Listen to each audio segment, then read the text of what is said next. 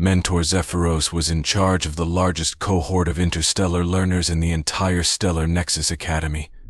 Students from across the ethereal expanse attended his classes, where they learned not only knowledge but also about one another's cultures and worlds. However, it wasn't until the arrival of Lyra Nova, the first human to enroll in the academy, that Mentor Zephyros encountered challenges with his students befriending and accepting a newcomer. Lyra, it seemed, was a puzzle to her classmates. Her home planet, Gaianus, was surrounded by mystery and legend, often referred to as a death world or considered uninhabitable. Mentor Zephyros suspected that this stigma was why Lyra ended up eating her meals alone in a shadowy, secluded corner of the Galactic Convergence Hall each day. Time and again he had seen the young Gaianite attempt to connect with her peers, only for them to remain distant, too cautious to engage. Determined to shift their perceptions, Zephyros decided to demonstrate how similar his students were, no matter the worlds they hailed from.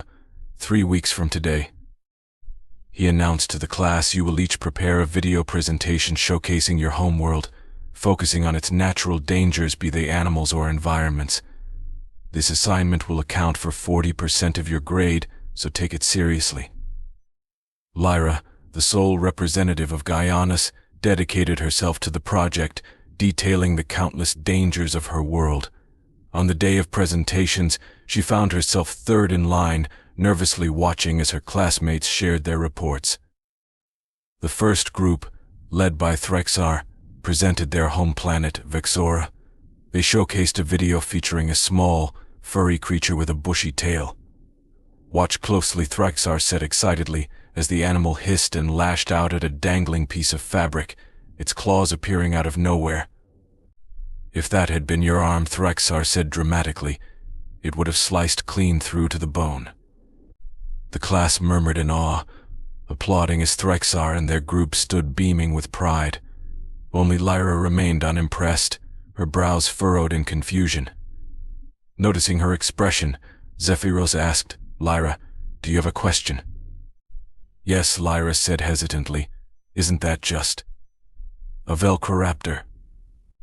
Laughter rippled through the classroom, but Zephyros raised a hand to silence them, though a faint smile played on his lips.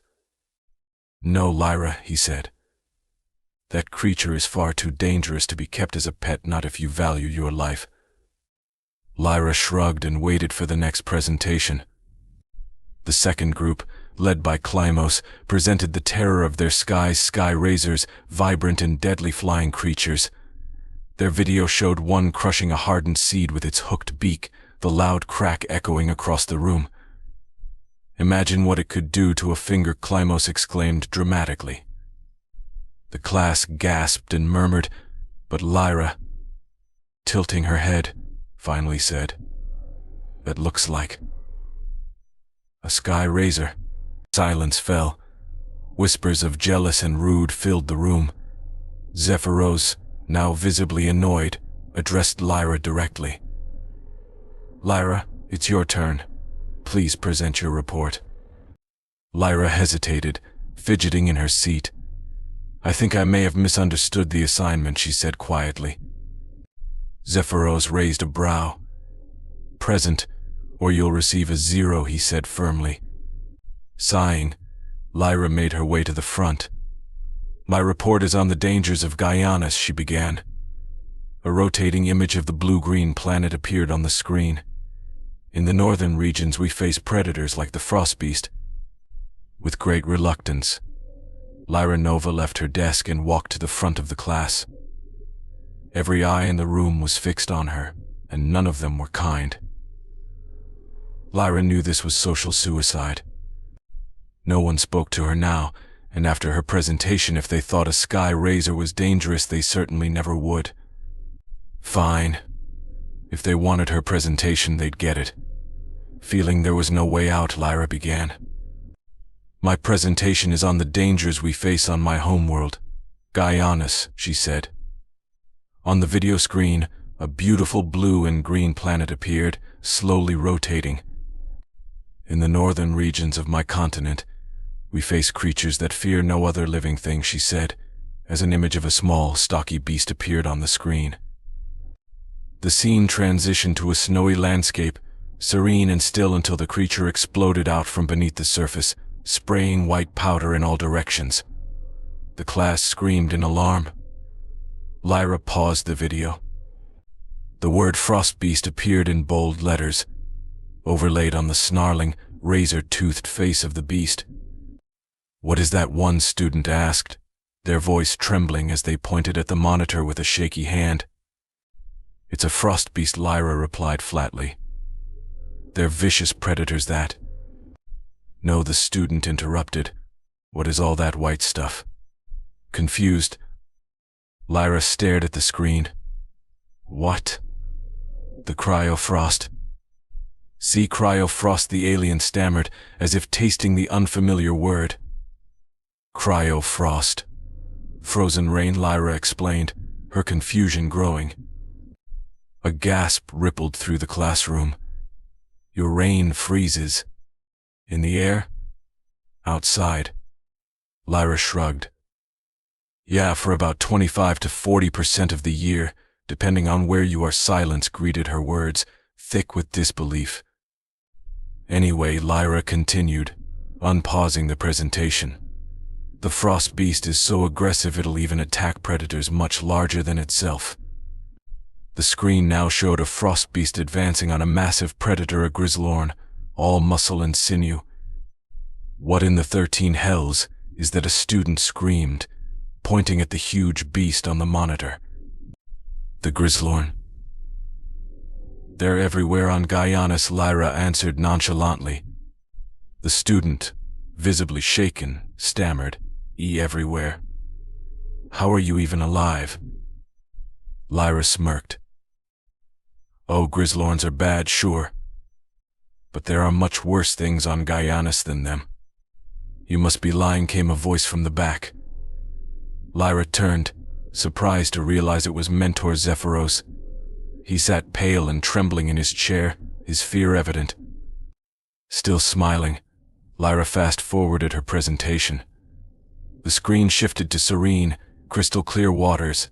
71% of Gaianis is covered in water, she said. Images of colorful marine creatures, sea glimmers, bubblebacks, and squid flashed on the screen. "We even have creatures called sea glimmers," she said, glancing at Nerion, her seal-like classmate, who smiled wide as he watched the video of sea glimmers leaping playfully from the water. "And we also have sharks," Lyra added, her tone shifting.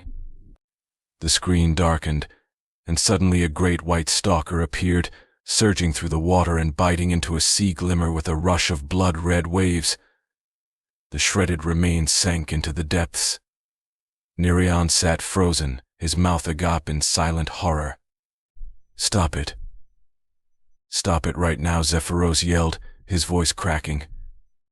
"But Mentor," Lyra said, feigning innocence, "I haven't even mentioned our bloodwing bats that rip open flesh and drink blood, or crocodiles, lions, venomous snakes." "Stop. Just stop," Zephyros gasped, clutching his chest. Nerion stared at her in abject terror. How did your people even survive?" Lyra's gaze swept across the wide-eyed, terror-stricken faces of her classmates. Calmly, she replied, "Because the most dangerous creature on Gaianis is us humans." Without another word, Lyra walked back to her seat. As she passed her classmates, they shrank away, avoiding her touch. By the time lunch came, Lyra was near tears. She knew her presentation had guaranteed her isolation for the rest of her time at the academy. Sitting alone, she nibbled at her sandwich, her appetite long gone, when a shadow fell over her. Looking up, she saw Nerion standing there. "You're amazing," he said, his voice full of awe. "Have you ever seen a stalker in real life?" Shocked but pleased, Lyra nodded. "Yeah, my uncle and I caught one while fishing.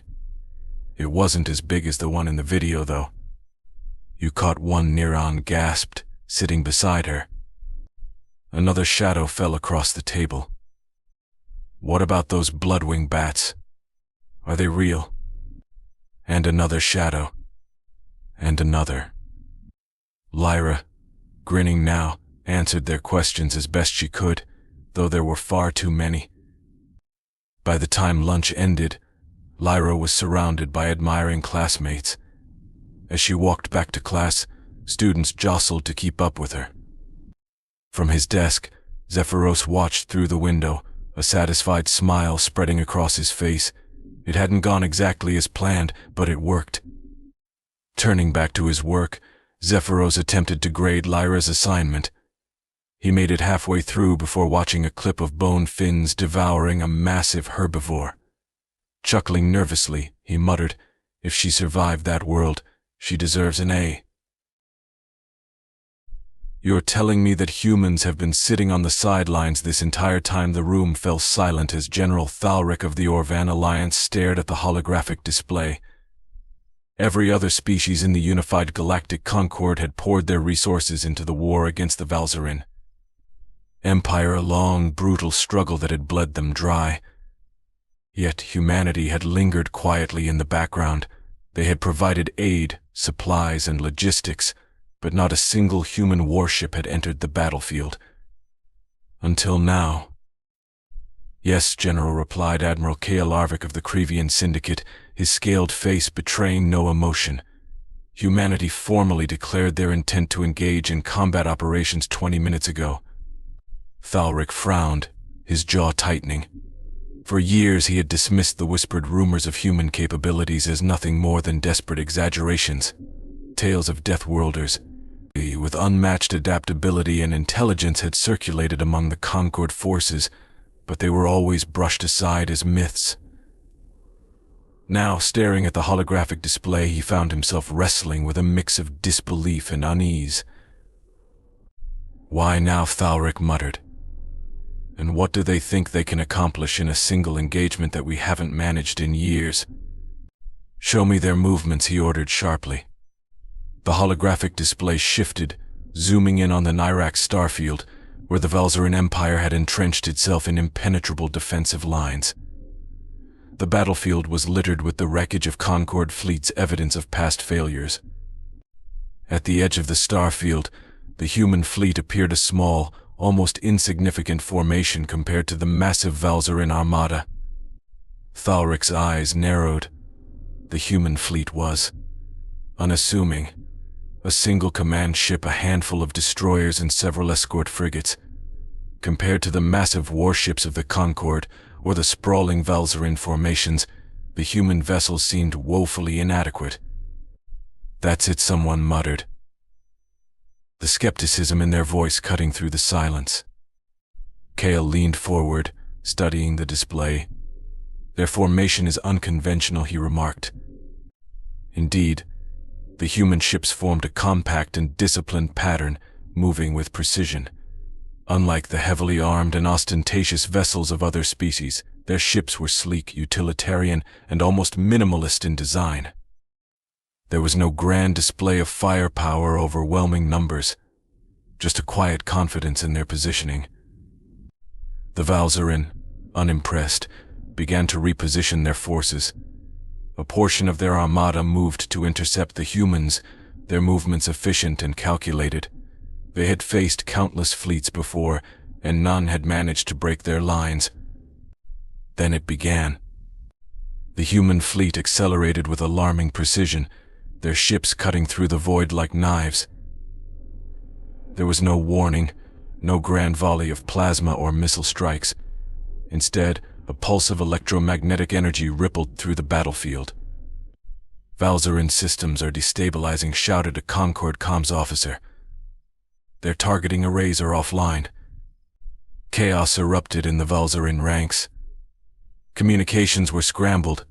Defensive shields collapsed and sensor readings became meaningless. It was as if the Valzyrin were suddenly fighting blind. "What in the void are they doing?" Admiral Kale asked, his voice tinged with awe. "Electronic warfare," replied strategist Irith Solon, a human tactician observing the display. Her calm, analytical tone sent a chill through the room. but on a scale you've never encountered. The Valzyran fleet fired wildly, their shots scattering harmlessly into the void. Meanwhile, the human ships darted between them with a grace that bordered on artistry. Every strike they delivered was precise, targeting engines, weapon systems, and power cores. It wasn't brute force. It was surgical. Reports flooded the Concord command room as the first Valzyran line began to crumble. "Their forward defenses are collapsing," an officer exclaimed. "Impossible," Thalric muttered. "No one has ever breached those lines." The Valzyran scrambled to respond. Reinforcements surged forward from deeper within their formation, colossal battleships bristling with firepower. For a moment it seemed as though the humans' small fleet would be overwhelmed. "They're bringing in their heavy assets," Thalric observed grimly. "That will crush them." But the humans didn't falter. Their fleet adjusted with fluidity, shifting formations as if they had anticipated the Valzyran's every move. Another electromagnetic pulse rippled across the battlefield, and several Valzyran cruisers were rendered inoperable before they could even fire. "How are they predicting this?" Kale muttered. "They're not reacting," Solon replied. "They're dismantling." The room fell silent as more reports streamed in. Entire Valzyran formations were breaking apart under the relentless human assault. As the space battle raged on, news from the surface of Valzyran-controlled planets began to arrive. Human forces had landed on key worlds like Valkar Prime and Azarian Forge. These planets were heavily fortified strongholds, vital to the Valzyran war effort. Yet, reports indicated that the humans were dismantling their defenses with alarming speed. "How are they launching ground assaults already?" Kale asked, his tone incredulous. "We haven't even secured orbital dominance." "Parallel operations," Solon replied. "While our fleets disrupt and dismantle, our ground forces secure objectives. We don't wait." The holographic display shifted to show the human ground forces in action. Unlike the heavily armored, cumbersome troops of the Concord, the human soldiers were agile and adaptable. They moved in coordinated squads, using advanced exosuits and modular weapons to exploit weaknesses in Valzyran defenses. "They're everywhere," a Concord officer whispered. "The Valzyran can't hold a single position." The Valzyran fleet was in full retreat. Their formations were shattered, their reinforcements scattered, and their planetary defenses overrun. The humans pressed their advantage, surrounding the Valzyran command nexus, the heart of their fleet. The Valzyran flagship, a colossal dreadnought, attempted to flee, but humanity had already anticipated every route. Their ships encircled the flagship, blocking any chance of escape. "They're toying with them," Thalric muttered, his voice heavy with disbelief. "No," Solon corrected, her tone cold. "We're ensuring that when they fall, it's final. No recovery. No regrouping." The holographic display shifted as a transmission came through. Overseer Kaldros, the Valzyran leader, appeared on the screen. His once imposing demeanor was now one of fury and despair. "You've won," Kaldros spat. "But not through strength. Through trickery and deceit."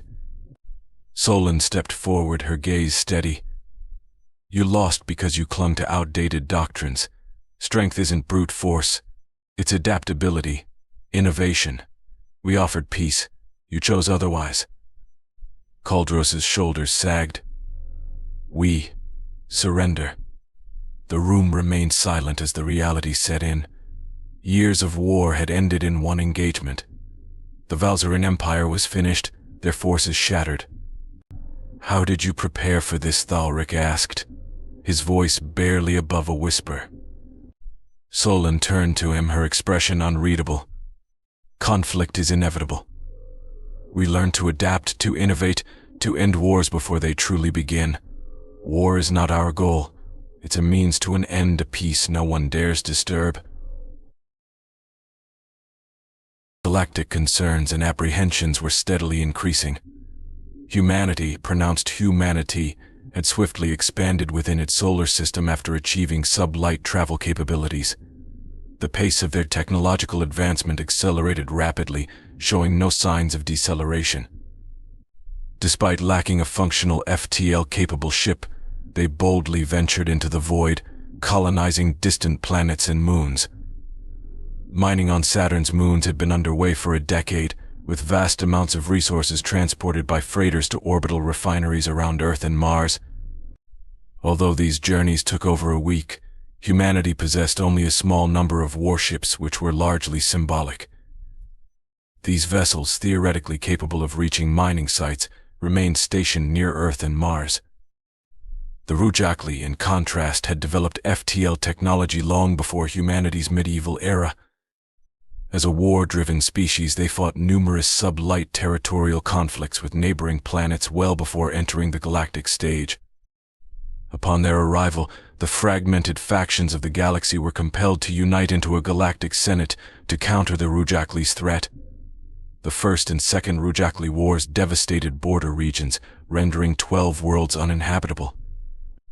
As the wars escalated, technological innovation surged. Plasma and laser weaponry became standard, while shields were designed to disperse energy rather than merely reflect impacts. Ship designs evolved, with thinner hulls allowing space for massive generators and compressed gas reserves for weapons. These developments culminated in a stalemate, as neither side could decisively destroy the other's fleets without exhausting resources. Territorial gains were grudgingly recognized under an armistice agreement, though proxy wars continued on the Outer Rim. Humanity's mining stations near Saturn were equipped with limited defenses, including point defense systems and kinetic turrets. When the Rujakli discovered humanity's secluded sector of space, they believed the species could be easily conquered and its resources plundered without repercussions. Assuming no other faction monitored the sector, they attacked Saturn's mining operations, swiftly capturing them while suffering minimal losses. Their plasma cannons obliterated the unshielded stations and small ships. Confident in their superiority, they commenced mining without advancing further, unaware that 7 freighters had escaped to warn humanity's forces. Earth's unification had transformed militaries into ceremonial units and disaster relief organizations, though combat training persisted. The Rujakli attack, however, provoked outrage across the system, leading to an unprecedented recruitment surge. Not since World War II had humanity mobilized on such a scale. Millions volunteered, straining recruitment centers and necessitating a rapid increase in production of military supplies. Factories were repurposed to manufacture weapons, uniforms, and vehicles. Within 9 months, humanity had established 7 divisions and fleets, eventually expanding to 350 divisions and 70 fleets by the war's second year. Many recruits were civilians with no prior military experience, but humanity's long history of conflict enabled them to unify against a common enemy. The Rujakli, complacent after 9 months without retaliation, were unprepared for humanity's overwhelming counterattack. Their fleet near Saturn was annihilated almost instantly. Shields optimized for energy weapons proved ineffective against humanity's kinetic projectiles, which tore through their ships' thin hulls. Rear Commodore Gat-Ray Fleet could only watch in horror as his fleet was obliterated. Boarding alarms soon followed as human marines stormed the remaining ships, capturing 17 vessels and destroying 89. Despite sending distress calls to Rujakli High Command, reinforcements arrived too late. Only 4 ships escaped intact, while others disintegrated during FTL travel due to severe damage. Humanity's losses were minimal in comparison, with 21 fighters destroyed and light damage to a handful of larger vessels. Marines suffered 131 dead, 556 wounded, and 155 missing. Among the most remarkable feats were the 155 Marines who held out on a captured Rujakli ship for 98 days, achieving a kill ratio of 26-1 before exhausting their ammunition. Statues and memorials honored the sacrifices of these early heroes, while news of the defeat reverberated through the Rujakli Empire, sparking panic. The Rujakli scrambled to procure ships from neighboring factions, though most declined, fearing humanity's retaliation. The Galactic Britannian Senate debated a Lend-Lease program to support the Rujakli but narrowly voted against it. Smaller factions sought permission to assist, though only limited aid was approved. Meanwhile, the fired Keldane proposed sending a diplomatic mission to humanity, but reconnaissance teams were ultimately deployed instead. The galaxy observed with unease as humanity, once considered insignificant, emerged as a powerful and determined force capable of altering the balance of power. He executed all captives without hesitation, showing no interest in learning about humanity's capabilities. As a result, he remained completely unaware of what his adversaries were capable of. It wasn't long before he discovered that his captors were Marines, a force that did not take the loss of their comrades lightly. The remaining Rujakli ships began sending out urgent distress signals and beacons. One recorded message stated 1067 Squadron Signal Command Ship break. High Command, this is 1067 Squadron SC.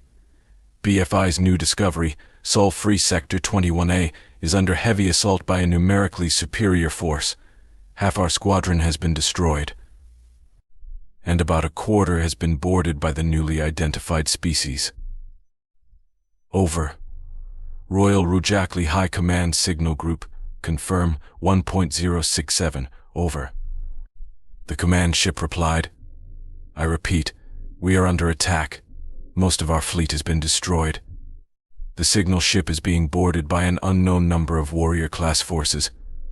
Over. Rujakli High Command responded, hold your position, 1067. Reinforcements will arrive within the standard week. Over. The command ship answered, negative.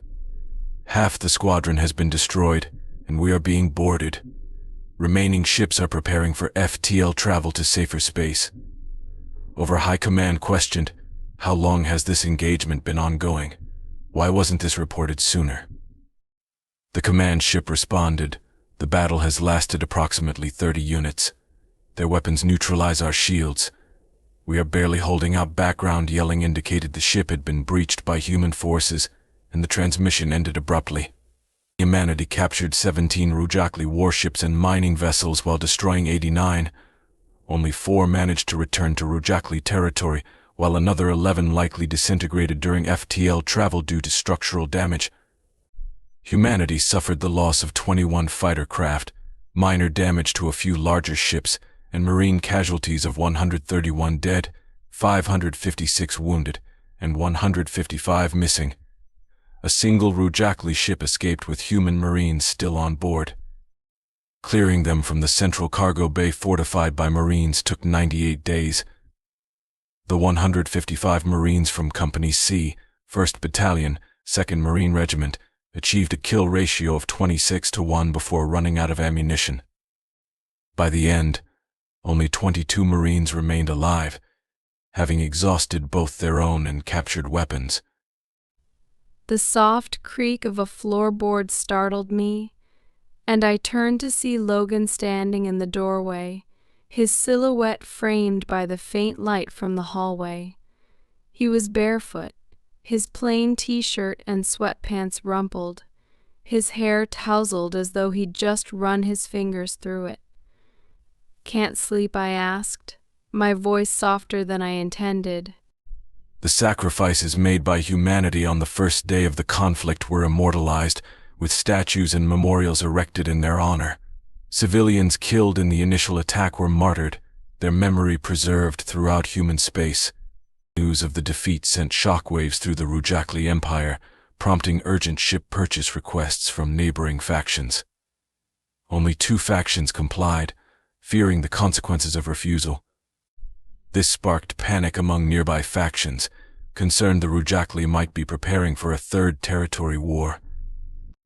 When the Galactic Britannian Senate learned of humanity's decisive victory over the Rujakli squadron, a vote was proposed to offer aid through a Lend-Lease program, allowing the Senate to profit from interest after the war. He shook his head, stepping further into the room. "No, you."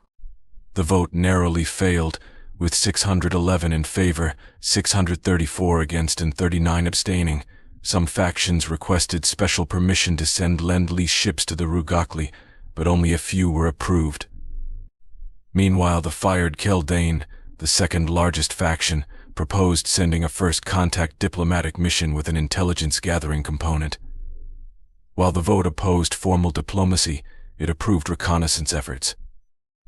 Upon entering human space, the recon team underestimated humanity's scanner technology and was quickly detected. To their surprise, a combat squadron was already en route. They immediately requested permission to establish neutral communication to avoid hostility. After gaining approval, they waited 5 days for diplomats and ambassadors to arrive, maintaining a non-threatening stance. Although classified as second contact, this marked the first diplomatic exchange with humanity. After nearly being fired upon, humanity extended a gesture of peace, though the process was fraught with complications. Following 3 months of talks, humanity discovered that smaller factions had secretly supplied Lend-Lease ships to their enemies. In retaliation, the Senate banned military trade with the Rugakli Empire, while allowing the continued export of food and commodities to avoid provoking retaliation. Humanity expressed discontent but chose to remain cooperative. I hesitated, then nodded. Same. He walked over and sat at the far end of the couch, the cushion dipping slightly under his weight. The space between us felt vast and unbearably small all at once, the air charged with an unspoken tension neither of us seemed willing to address. For a while we sat in silence, the faint hum of the TV filling the room. I wrapped the blanket tighter around myself, hyper-aware of his presence, of the quiet intensity in his gaze. 13 months after the initial raid, and 4 months after launching their counterattacks, humanity successfully reverse-engineered FTL technology from captured ships. The speed of this achievement shocked the galaxy, as even advanced sublight factions often required years to master gifted FTL systems. A month later, humanity's first diplomats arrived at the Senate, escorted by the battle-hardened 1st Battalion, 2nd Marine Regiment. Fearing an invasion, many Senate leaders panicked, but humanity clarified that the battalion's presence was for rotation and recuperation purposes. Despite skepticism, humanity's capabilities earned them a reputation as formidable warriors. In an effort to understand humanity's strength, the Senate requested a demonstration of their firepower, but the diplomats declined, frustrating Senate leaders and Marines eager to intimidate rival factions. Meanwhile, 2 Rugakli fleets invaded the Saturn sector. Despite being outnumbered, humanity's forces held their ground, keeping 2 fleets near Earth as reserves. The Rugakli fleets were ultimately destroyed, though humanity lost around 400 fighters due to inexperienced pilots. With 103 enemy ships and 6,000 Rugakli prisoners captured, humanity expanded its fleet by deploying FTL-equipped vessels system-wide. The return of their first fleet, celebrated as Fleet Day, became an interplanetary holiday, marking a new era of unity and strength. I've been thinking, he said finally, breaking the silence. His voice was low, almost hesitant, as though he wasn't sure he should say the words out loud. About what I asked, turning to face him. Many of the Marines who had seen combat returned to be praised as heroes and were used as recruitment media to boost numbers and raise morale on the home front. Army divisions went to each moon on Saturn, turning them into fortresses and using them as harsh environment training bases. News spread fast in the galactic community, and when it was found that after 2 years of Rugakli throwing fleet after fleet at humanity across Saturn, Jupiter, and Uranus, humans went on the offensive, changing the galaxy's view of them yet again. Factions not in the Senate had learned of humanity. Factions across the galaxy began requesting human mercenary groups. This became a great annoyance for the now tired human diplomats, who had answered far more questions than they could reasonably handle.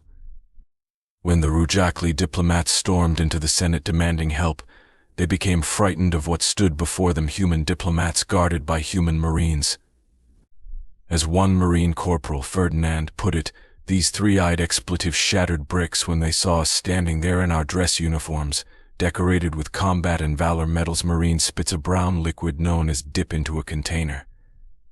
When we all saw us, your expletive a few too. The term to expletive a brick is slang for defecating oneself when frightened.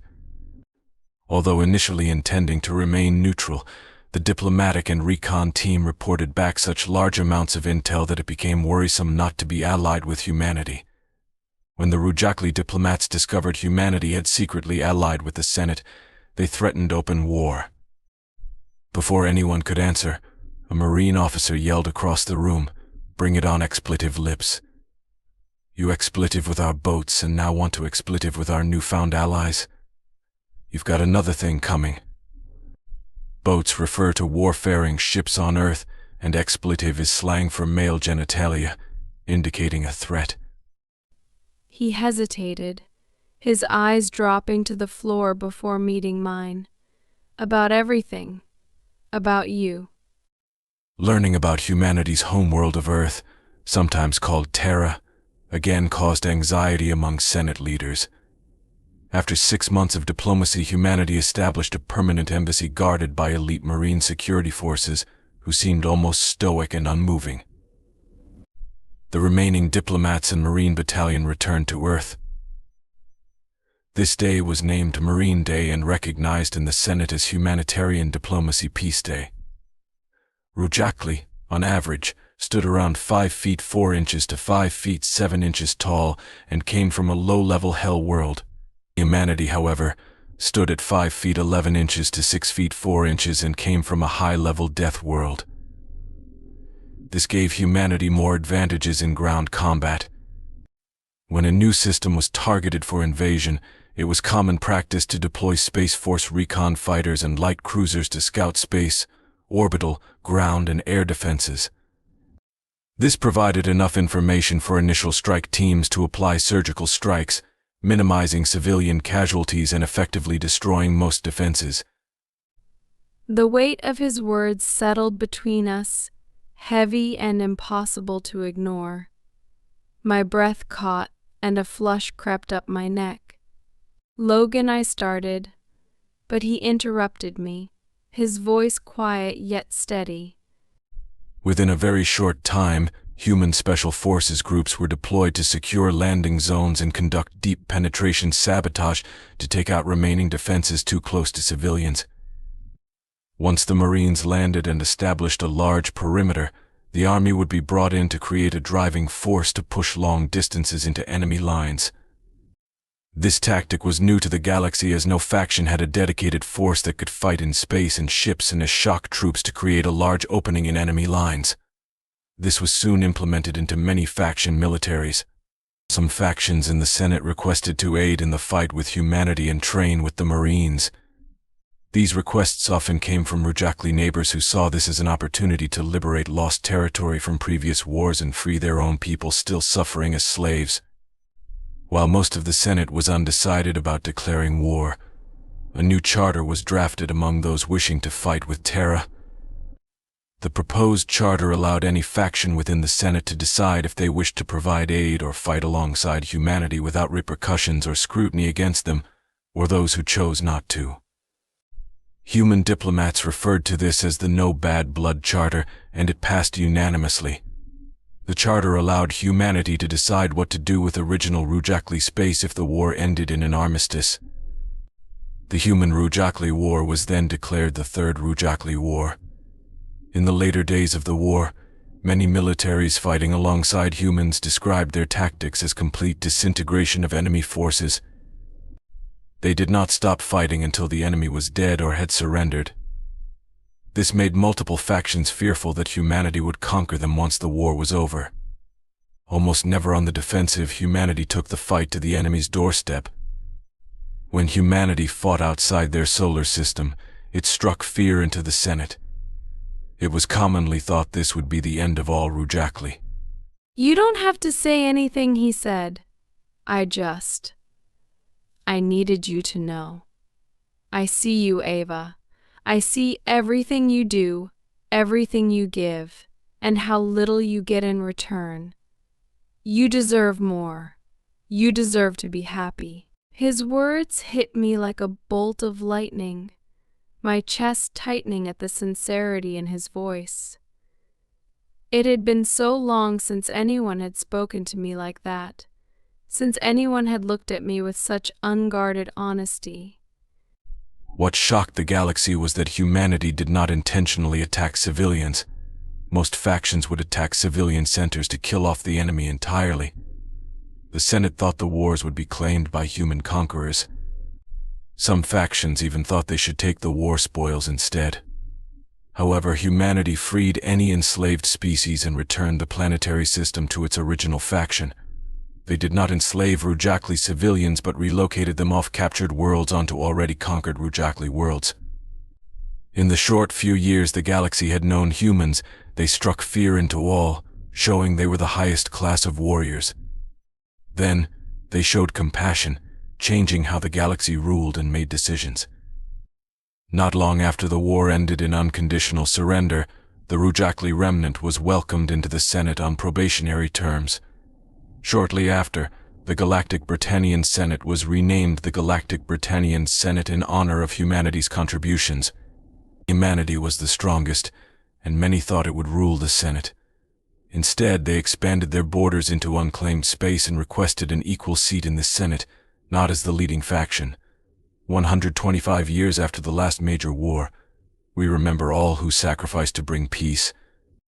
We honor those who bravely gave their lives for the betterment of all factions and species. We remember the nearly 600 million humans and 30 million from other factions who died during the 10-year war. Although close to 7 billion Rujakli died fighting humanity, 125 years later, trade between the factions prospered. During peace talks before the treaty and unconditional surrender, a human diplomat and former general were asked why they didn't annihilate the Rujakli when they started open conflict by attacking and killing a civilian outpost. His response was, "They fought with our boats, we fought with theirs a lot harder. We aren't about killing civilians anymore. Humanity has a long past with that before we reached the stars. We won't let it happen again." A testament to humanity's wrath, honor, and compassion.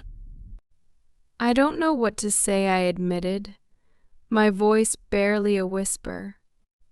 "You don't have to say anything," he repeated, his gaze steady. "I just needed you to know." The silence that followed was thick, charged with something we didn't dare name. I looked away, my heart racing as I tried to make sense of the emotions swirling inside me. "I think I should go to bed," I said finally, though the words felt hollow, like a lie. He nodded, but he didn't move. His eyes stayed on me, filled with something I wasn't ready to face. I couldn't quite name what it was, something tender, yet undeniably dangerous. As I stood, the blanket slipped from my shoulders, and his hand brushed lightly against mine. The contact was fleeting, almost accidental, but it sent a shiver through me that I couldn't ignore. "Good night, Logan," I said, my voice trembling slightly. "Good night, Ava," he replied, his voice soft, barely a whisper. I turned and walked down the hallway, my steps unsteady, my mind racing with thoughts I couldn't untangle. When I reached my room, I closed the door behind me and leaned against it, my chest rising and falling as my heart pounded against my ribcage. The stillness of the house pressed in around me, but his touch, his words, lingered, echoing in my mind like a memory I couldn't shake. As I climbed into bed, the weight of the evening settled over me, heavy and inescapable.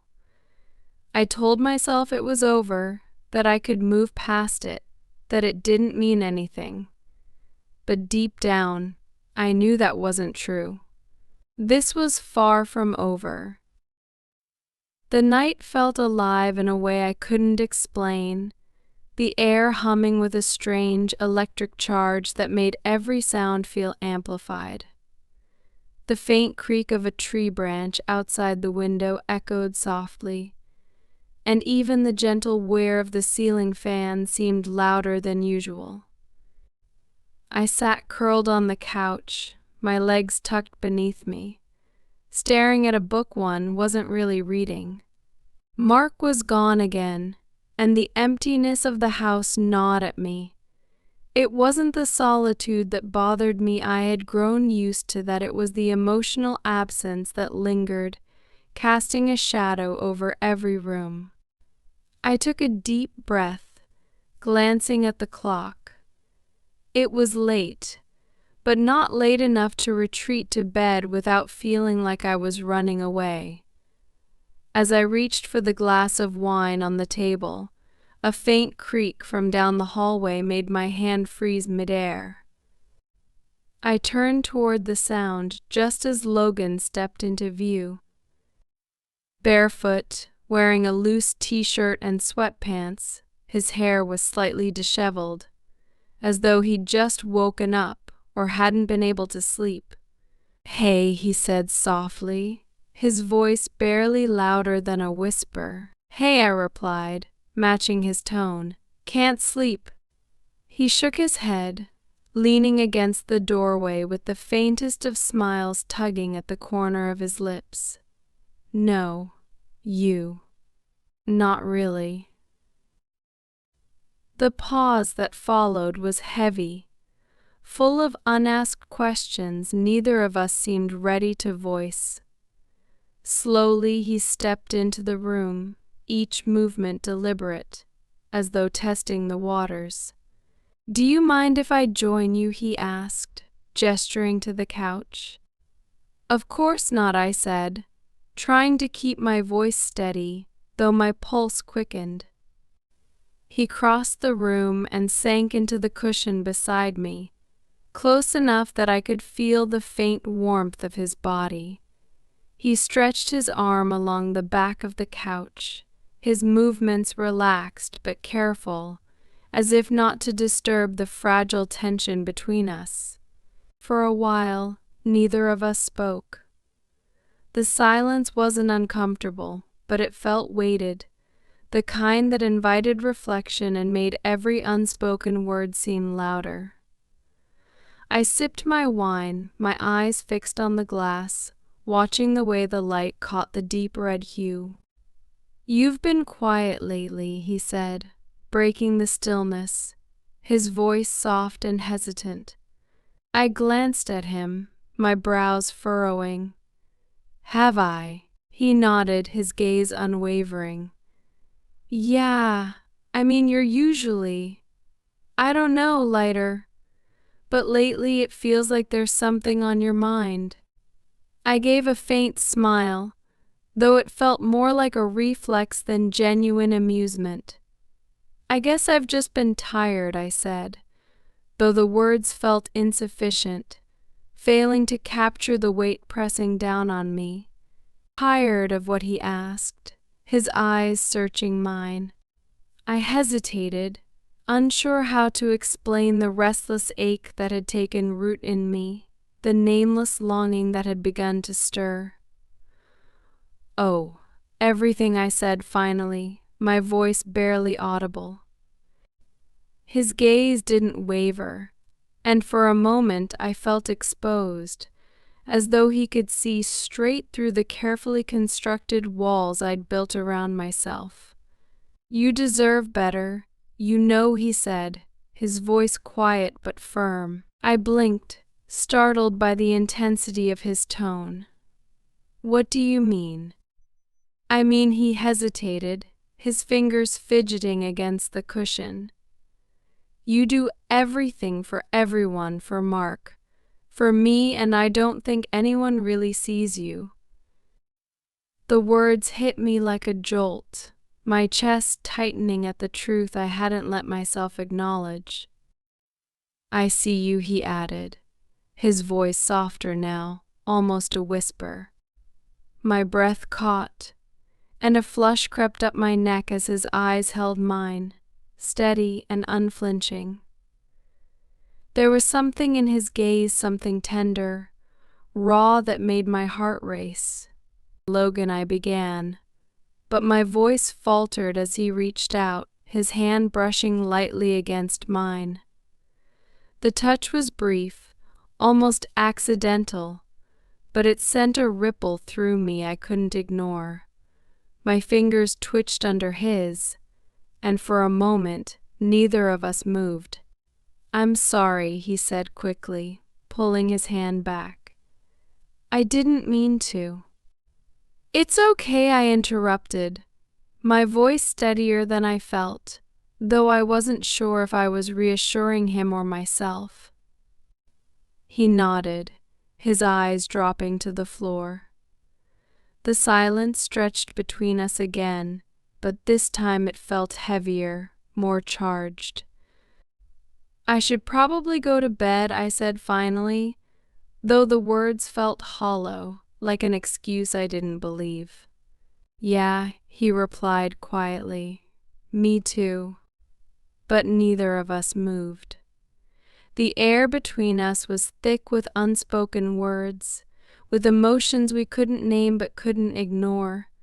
My heart pounded, my pulse racing in time with the crackling tension that seemed to fill the room. "Good night, Logan," I said at last, my voice trembling slightly. "Good night, Ava," he replied, his voice barely audible. I stood, the blanket slipping from my shoulders, and walked toward the hallway. I could feel his eyes on me, the weight of his gaze lingering even after I disappeared from view. When I reached my room, I closed the door behind me, leaning against it as I tried to catch my breath. The stillness of the house pressed in around me, but my thoughts were anything but quiet.